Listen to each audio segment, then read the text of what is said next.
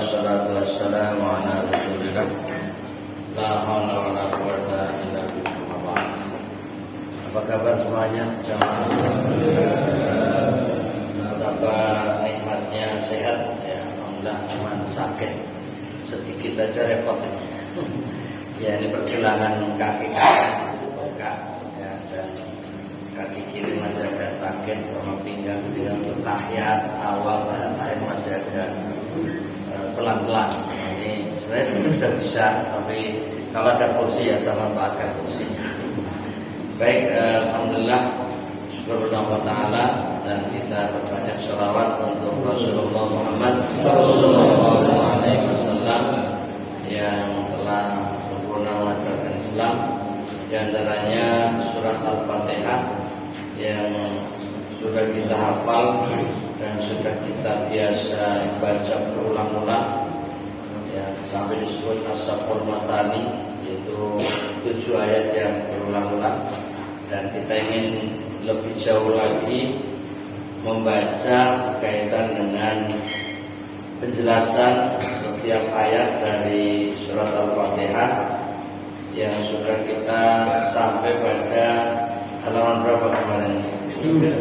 Halaman 7 yang mulai dari lafal jalalah, itu bahwa lafal Allah itu adalah nama khusus bagi zat yang berhak disembah dengan sebenarnya, yang selain dia tidak boleh dinamai Allah ya. Makanya kalau nama orang umpamanya ingin ada lafal Allahnya harus pakai Abdul, Abdullah.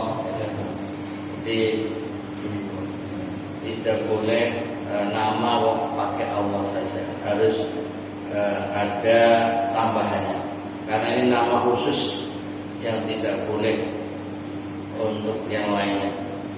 Bangsa Arab jahiliyah dulu kalau ditanya siapa pencipta langit dan bumi, jawabannya Allah. Jadi ternyata orang jahiliyah pun sudah mengenal Allah. Kemudian jika ditanya apakah Lata dan Uzza bisa menciptakan sesuatu, jawaban mereka tidak. Jadi mereka tetap mengakui bahwa Allah lah yang menciptakan dan Allah khusus ya sebagai Tuhan.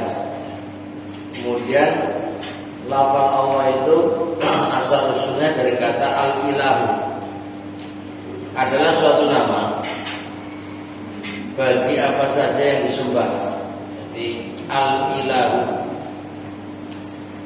baik hak atau batil. Kemudian biasa kata ini dipakai dengan arti yang berhak disembah dengan sebenarnya. Jadi al-ilahu kemudian perubahannya adalah i-nya itu dihilangkan, tidak dibaca, maka nyambung al ya, Allah Allahu gitu. Jadi al-ilahu i-nya dibuang jadi al-lahu, lalu sukunnya dibuang menjadi Allah. Jadi lafal Allah dari al-ilahu dalam istilah Arab likathratil isti'mal, karena banyaknya penggunaan lafal al-ilah, maka untuk memperingan pengucapan menjadi Allah. Jadi asal Allahu dari al-ilahu yang artinya al-ma'budu, yang disembah. Kemudian masuk pada Ar-Rahman Ar-Rahim, yang maha pemurah lagi maha penyayang. Kedua kata ini berasal dari kata yang berarti sesuatu sifat yang ada pada jiwa, yang mendorong orang yang mempunyai sifat itu untuk berbuat kebaikan kepada orang lain. Bila kata ini dihubungkan kepada Allah, maka yang dimaksud ialah perbuatan yang ditimbulkan dari sifat itu, yaitu berbuat kebaikan. Lalu dirinci, kata Ar-Rahman menunjukkan orang yang darinya berasal buah sifat rahmat itu, yaitu perbuatan melimpahkan rahmat dan kebaikan. Jadi melimpahkan rahmat. Sedangkan kata Ar-Rahim menunjukkan sumber dari sifat rahmat itu. Dan sifat rahmat itu adalah suatu sifat yang tetap dan melekat selama-lamanya pada yang mempunyainya.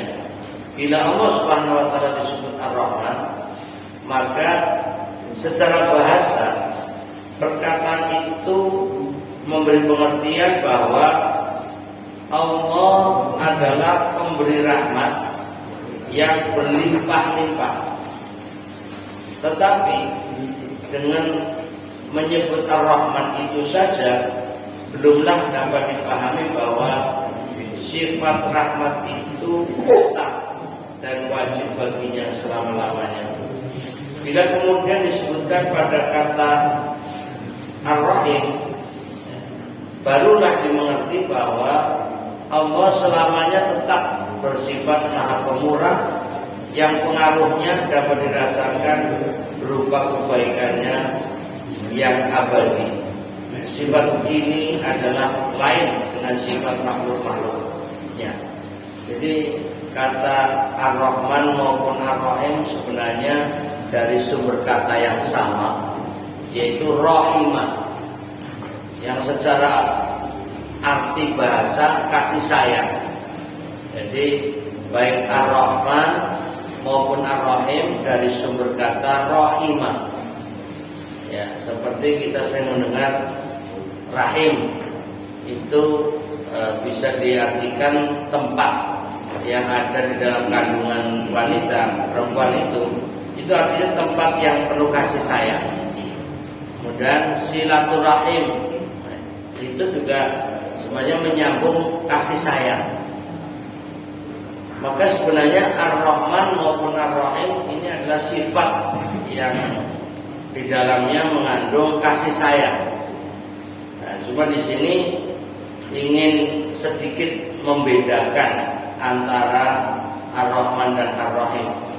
Ya, jadi kalau kita pahami ya, dalam penjelasan lain bahwa Ar-Rahman itu sifatnya umum, ya, bahwa Allah akan memberikan kasih sayang kepada siapapun tanpa batas. Mau itu makhluk yang taat maupun makhluk yang maksiat, tetap akan diberi ya, kasih sayangnya, diberi rezekinya.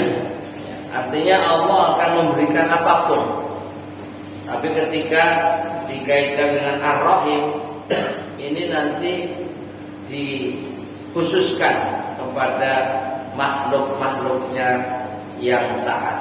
Nah, ini ada penjelasan lain yang membedakan nanti antara Ar-Rahman dan Ar-Rahim ya, yang mungkin nanti kita bisa mendapatinya. Baik, kemudian selanjutnya Allah memulai ya, Allah mulai Al-Quran dengan basmalah ini maksudnya untuk mengajar para hambanya agar memulai segala pekerjaannya dengan ucapan basmalah. Dalam sebuah hadis disebutkan kullu amrin dzibalin lam yubda fihi bismillahi fahuwa abtar. Ini hadis sangat populer yang sering dibacakan dalil bahwa segala sesuatu harus dimulai dengan membaca basmalah. Kalau tidak, buntung. Terjemahan utuhnya, kullu amrin tibalin, setiap perbuatan baik, ya, lam yubda fihi, yang tidak dimulai, ya, bismillah, dengan menyebut nama Allah, fahuwa abtar, maka kebaikannya buntung. Ya, intinya kita untuk selalu memulai apapun pekerjaan kita dengan membaca basmalah. Jadi kata basmalah sendiri dari kata bismillahirrahmanirrahim, kemudian diistilahkan basmalah. Seperti nanti alhamdulillahirabbil alamin, hamdalah itu, atau bismillahirrahmanirrahim dengan istilah hamdalah. Sampai kemudian dalam bahasa Arab dari kata ini dibuat kata kerja. Jadi bismillahirrahmanirrahim disingkat basmalah, lalu menggunakan kata kerjanya basmalah yubasmilu. Artinya orang memulai dengan basmalah. Sehingga mulailah dengan bismillah, kita boleh mengatakan basmil. Itu dalam bahasa Arab basmil, artinya bacalah basmalah. Tapi ini kayaknya jarang dipakai. Kita boleh basmil, itu artinya bacalah bismillah. Ya, tapi coba sekali-kali kita praktekkan ini, ya. Jadi basmalah yubasmilu basmil, ya, itu artinya memulai dengan basmalah. Kemudian bangsa Arab sebelum Islam dalam memulai sesuatu pekerjaan menyebut nama berhala-berhala mereka seperti Lata, Uzza, dan lain sebagainya. Begitu pula bangsa-bangsa lain, apabila hendak berbuat sesuatu untuk kesenangan raja atau amir, istilah amir ini biasanya pangeran, ya, atau juga bisa digunakan jabatan sebagai gubernur di bawah Khulafaur Rasyidin kalau istilah dalam Islam. Tapi kalau dalam bahasa Arab pada umumnya tadi raja, malik, atau di bawahnya sedikit namanya amir. Ia menyebut atas nama raja fulan, maksudnya bahwa perbuatan itu tidaklah akan terjadi melainkan karena raja atau amir tersebut. Nah, ini dunia masa lalu betul-betul mengagungkan sang raja, ya. Jadi apa-apa mungkin demi raja, ya. Kalau sekarang saja ini sedikit rempet-rempet di dunia politik, tahun politik, ya. Hanya presiden, ya. Itu saja kayaknya suatu posisi yang sangat tinggi, ya. Sampai-sampai, ya, zaman sekarang yang lagi masih kampanye ini, ya, yang nyalon pun ditempeli wajah presiden yang masih, gitu. Itu menunjukkan ini loh hebatnya presiden sekarang, kan, gitu. Ini hanya untuk menggambarkan bagi para pemujanya, bagi para pendukungnya itu menganggap ini tokoh yang tinggi, ya. Sehingga sampai-sampai ada yang pro dengan seorang raja itu. Jadi ini artinya masih mirip-mirip zaman jahiliyah sebenarnya. Tapi ya itulah dunia kita dan dunia masa lalu masih ada kemiripan. Jadi artinya bahwa masa itu, ya, bangsa Arab, dan ini sebelum Islam, ya, sebelum Islam itu sampai-sampai menyebutnya dengan nama-nama raja, ya, atau amir, ya. Atau kalau ada dulu asal bapak senang, APS, ya. Itu juga ada istilah-istilah untuk menunjukkan orang itu memujinya yang melebihi dari posisinya. Kemudian jadi makna, ya, dari bismillah tadi, saya memulai pekerjaan dengan, dalam bahasa abda'u, ya, saya memulai pekerjaan dengan Bismillahirrahmanirrahim.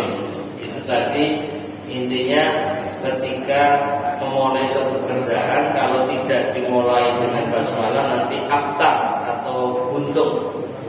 Maka di sini Bismillahirrahmanirrahim ialah aku mengerjakan ini adalah perintah Allah dan karena Allah, bukan kemauan dan hawa nafsuku sendiri.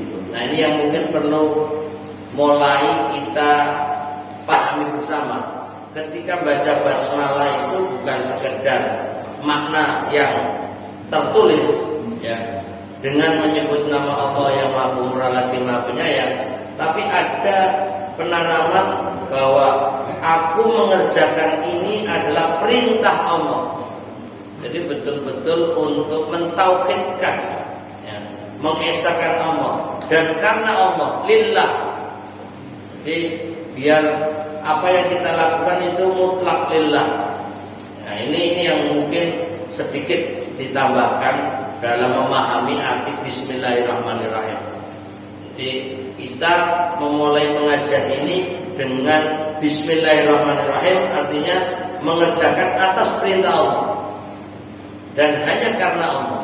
Nah, ini yang mungkin perlu ditanamkan di hati kita. Maka tidak ada rasa berat. Umpamanya waktunya sudah siang masih dibacakan kajiannya, nah ini lillah. Jadi ini mencoba menetralisir. Jadi apapun yang kita lakukan untuk Allah, bukan kemauan dan hawa nafsuku sendiri. Nah, ini coba diulang-ulang di dalam memahami Bismillahirrahmanirrahim. Aku mengerjakan ini adalah perintah Allah dan karena Allah, bukan kemauan dan hawa nafsuku sendiri. Walaupun secara arti Bismillah dengan menyebut nama Allah Ar-Rahman Ar-Rahim yang Maha Pemurah lagi Maha Penyayang, tapi ada makna yang terkandung di dalamnya adalah niat. Apa yang kita mulai dalam sebuah pekerjaan adalah dengan keyakinan ini atas perintah Allah dan ini hanya karena Allah. Atau juga bisa diartikan bahwa kekuatan yang menyebabkan aku dapat mengerjakan perbuatan ini adalah dari Allah. Jadi tadi karena Allah, ya, atas perintah Allah. Kalau ini boleh dimaknai yaitu dari Allah. Ini intinya semuanya menjadikan apapun dari Allah. Jadi mentauhidkan Allah, mengesahkan Allah. Kalau Allah tidak memberiku kekuatan, niscaya aku tidak mampu mengerjakan apa-apa. Jadi biar menghilangkan rasa sombong, biar tidak merasa apa yang dikerjakan hanya karena dirinya. Ya, jadi umpamanya ada bahasa-bahasa yang populer, ini hasil keringatku sendiri. Nah, ini tinggal bagaimana memahami ini. Jadi apa? Ini hasil banting tulangku. Ya, itu memang makna umum, ya. Tapi harus ada pemahaman bahwa apapun yang saya kerjakan dan hasilnya ini karena Allah dan dari Allah. Jadi biar tidak sombong, saya bisa menjadi begini karena kehebatanku. Nah, ini harus dihapus atau dirubah. Jadi bahwa aku menjadi seperti ini karena Allah, dari Allah. Nah, ini coba mengolah pemahaman semacam itu. Jadi apapun yang kita raih, apapun yang kita capai, apapun yang kita dapatkan harus diyakini dari Allah. Jadi bukan basa-basi saja, tapi bagaimana di pikiran kita, di hati kita, dan menunjukkan perilaku kita bahwa apapun ini memang karena Allah, dari Allah. Ini memaknai dari Bismillahirrahmanirrahim. Kemudian karena itu aku berlindung kepada Allah, ya, dari mengaku perbuatanku ini atas namaku sendiri, tetapi adalah dengan namanya. Sebab memohon kekuatan dan pertolongan darinya. Jika tidak, karena kekuatan dan pertolongan darinya, tentu aku tidak mampu mengerjakannya. Jadi ini pelajaran tauhid, pelajaran mengesahkan Allah. Jadi totalitas bahwa apapun yang kita lakukan itu karena Allah, ya, atas kekuatan Allah, dari Allah. Ini harus kita terus, ya, diucapkan, diyakini, ditanamkan di hati kita. Dan kalau terus rutinitas seperti itu, maka kita akan menjadi orang yang bertauhid. Tapi kalau ada sedikit saja, wah, saya begini karena memang kemampuanku begini, saya punya skill yang melebihi dari yang lain, saya punya kehebatan, saya punya kemampuan, dan seterusnya, ini bisa menjadikan ada rasa sombong dan bahkan bisa menimbulkan kesyirikan. Naudzubillah min dzalik. Maka coba, walaupun kita sudah paham, walaupun kita sudah mengerti, atau bahkan sudah terbiasa semacam itu, ini sifatnya untuk mempertegas saja.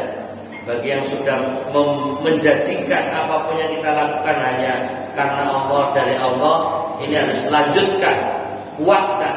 Ini hanya untuk penguatan. Tapi bagi yang mungkin, ya, selama ini belum seperti itu, mari kita mulai dengan membaca basmalah itu, mentauhidkan Allah dengan menanamkan di pikiran kita, di hati kita, menunjukkan bahwa ini adalah karena Allah, dari Allah.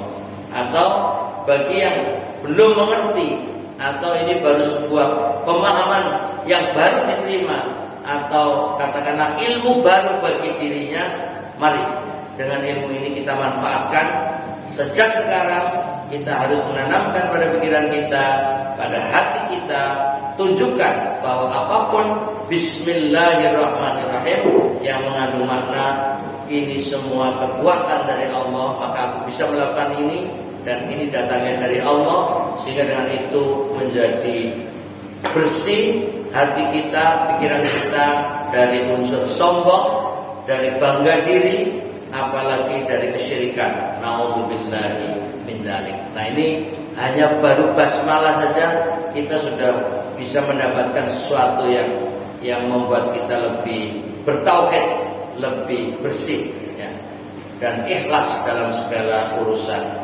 Kemudian jadi basmalah pada awal Al-Quran itu berarti bahwa segala yang ada dalam Al-Quran berupa hukum, syariat, akhlak, adab, dan nasihat adalah milik Allah dan dari Allah semata-mata. Nah, ini biar kita semakin paham. Ternyata setiap surat, setiap awal surat, atau setiap surat diawali dengan basmalah. Ini ada makna yang lebih mendalam, bahwa apa yang ada di dalam surat ini memang dari Allah.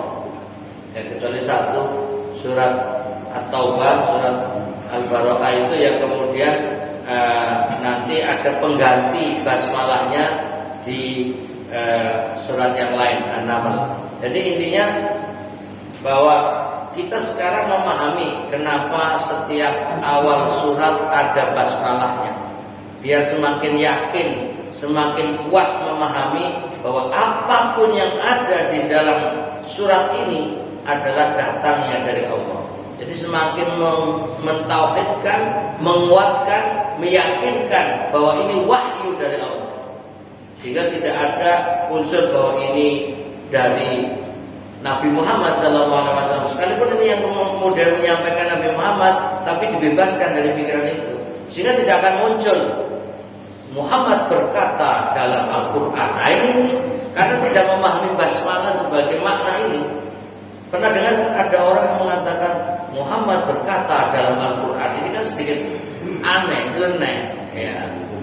dan boleh dibilang ngawur, bisa jadi malah syirik gitu. Jadi artinya bahwa memaknai basmalah untuk meyakinkan bahwa surat Al-Fatihah diawali dengan basmalah. Ini berarti apapun isinya dari Allah. Al-Baqarah, surat Al-Baqarah diawali dengan basmalah untuk menegaskan dan menunjukkan bahwa ini semua isinya dari Allah. Nah, ini untuk menambahkan pemahaman makna basmalah itu sendiri, bahwa seolah-olah Allah berfirman, bacalah surat ini, hai Muhammad, dengan menyebut nama Allah yang Maha Pemurah lagi Maha Penyayang. Inilah pentingnya kita membaca tafsir atau penjelasan dari para ulama, sehingga kita semakin bertambah pemahaman. Walaupun dengan husnudzon, Bapak Ibu para jamaah ini sudah ahli tafsir semuanya, wajah-wajahnya mufassirun, para ahli tafsir, walaupun mungkin versinya beda-beda, tapi paling tidak kan sudah memahami tafsir. Nah, coba kita sama-sama belajar, sama-sama mencari ilmu, thalabul ilmi, walaupun hanya basmalah, tapi ternyata ada hal-hal yang menguatkan iman kita, memantapkan pemahaman kita, dan semakin meyakini Al-Quran ini adalah dari Allah, wahyu Allah Ta'ala, kalamullah, firman Allah. Kemudian ini ngomong-ngomong sudah terbit ya, berarti turunnya tadi jam berapa? Untuk sholat suruhnya 5.36. Terus ini berarti sudah waktunya ya, sudah cukup waktunya suruh. Kalau sudah waktunya saya akhiri sebelum masuk hamdalah maksudnya. Jadi intinya masih basmalah lagi, tapi alhamdulillah ada tambahan ilmu. Baik, sedikit lagi ya untuk sampai pada titik ini, bahwa tadi sampai tambahan sini, yakni bacalah ia dengan pengertian bahwa dia datang dari Allah, bukan dari engkau sendiri. Jadi sampai Allah Ta'ala memberi pembelajaran, pengertian kepada Nabi Muhammad SAW bahwa apapun yang ada di dalam Al-Quran sesungguhnya dari Allah. Makanya setiap surat diawali dengan Bismillahirrahmanirrahim. Kemudian sebab dialah yang menurunkannya kepadamu untuk menunjukkan jalan kebahagiaan kepada manusia di dunia dan akhirat. Jadi intinya bahwa dengan membaca basmalah, baik itu secara umum atau basmalah di awal Al-Fatihah atau bahkan basmalah di setiap awal surat, ini untuk meyakinkan bahwa ini murni dari Allah, tidak ada sedikit pun tambahan dari Nabi Muhammad SAW. Jadi totalitas seluruh isi Al-Quran adalah minallah, datangnya dari Allah. Sampai Nabi Muhammad SAW pun seakan-akan diingatkan, ini bukan dari dirimu, ya, bahwa di sini bukan dari engkau sendiri, tapi mutlak. Sehingga walaupun ada kata kul, katakan, itu pun Nabi Muhammad menyampaikan. Jadi kan Allah berfirman, kul, katakan, hai Muhammad. Teorinya kalau ini bukan dari Allah kan kulnya tidak usah diucapkan. Tapi ternyata Nabi Muhammad pun dalam menyampaikan kepada umatnya, kul huwallahu ahad. Kan teorinya kulnya disimpan, tinggal Allahu ahad. Tapi diucapkan juga, karena ingin menunjukkan apapun yang Allah firmankan harus disampaikan. Jadi tidak dikurangi dan tidak ada yang ditambahi. Betul-betul Al-Quran totalitas dari Allah Ta'ala. Begitu juga Nabi SAW membacakan surat ini kepada umatnya dengan maksud bahwa ia membacakannya atas nama Allah, bukan atas namanya sendiri. Sebab beliau hanya menyampaikan apa yang diperintahkan Allah kepadanya.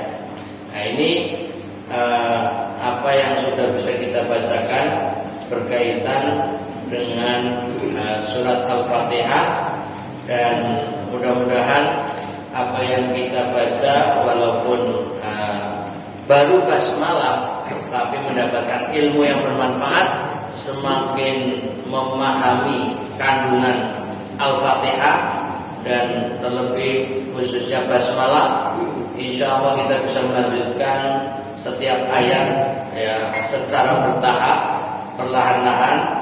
Mudah-mudahan surat Al-Fatihah ya walaupun akan kita baca tidak cukup sekali, tidak cukup 2 kali, bahkan mungkin beberapa kali, tetap istiqomah ya untuk membacanya, mengikutinya, memahaminya dengan tulus ikhlas, karena apapun ini adalah ilmu yang mudah-mudahan memberi manfaat buat kita semua. Amin. Tetap semangat. Mana semangatmu? Kurang kompak, persiapan makan masalahnya. Mana semangatmu? Alhamdulillah, berarti jiwa mudanya muncul kembali. Akhirul kalam, wabillahi taufiq wal hidayah. Assalamualaikum warahmatullahi wabarakatuh.